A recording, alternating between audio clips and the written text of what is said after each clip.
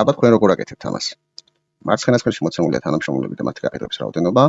მარჯვენა ცხელში კიდე მინდა რომ პირველ ადგილზე ვინც გავიდა იმის სახელი და გვარი დაწეროს, მეორე ადგილზე ვინც გავიდა და მესამე ადგილზე. ამისთვის რამოდენიმე ფორმულის გაერთიანება გვჭირდება და დავიწყოთ ნელა-ნელა ჯერ ქვემოდან ზემოთ ფორმულების აწყობა.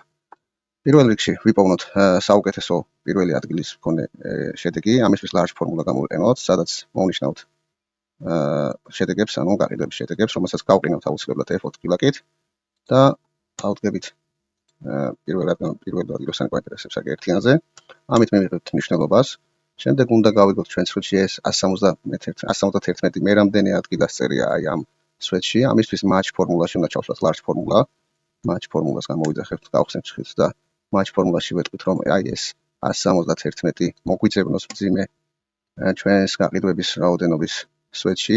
ამასაც აუცილებლად გავყინავთ და ზუსტი მნიშვნელობისთვის ნულიანს დავუწერთ. match ფორმულა მოგცემს მე რამდენი ადგილას არის ჩვენი მაქსიმალური ჩანაწერი და ეხლა უნდა უთხრათ რომ 19 ადგილას რომ არის წამოიღოს 19 ადგილის გასწვრივ ვინც რომელი თანამშრომელი წერია, ანუ გიგა ჭანტურია.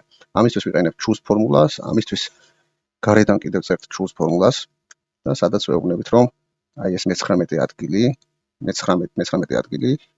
და მძიმე და შემდეგ კონტროლით უნდა მოვნიშნოთ თანმიმდევრულად ჩვენი თანამშრომლები.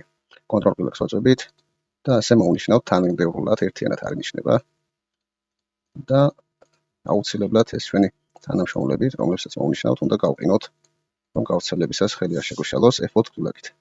დავხოვოთ ფრჩხილი, Enter-ს დავეწვეთ და გავავრცელოთ მეორე და მესამე ადგილებზე.